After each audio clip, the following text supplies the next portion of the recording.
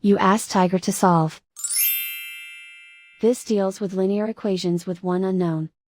The final result is a equals 17/2. Let's solve it step by step.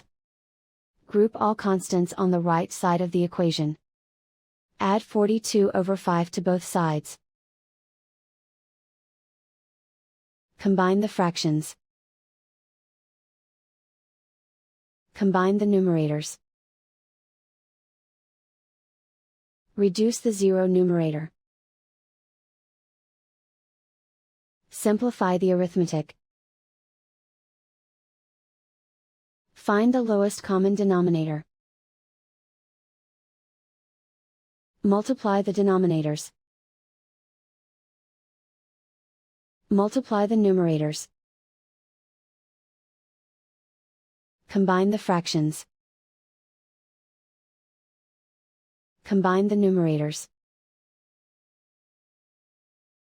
Find the greatest common factor of the numerator and denominator. Factor out and cancel the greatest common factor. And so the final result is a equals 17/2.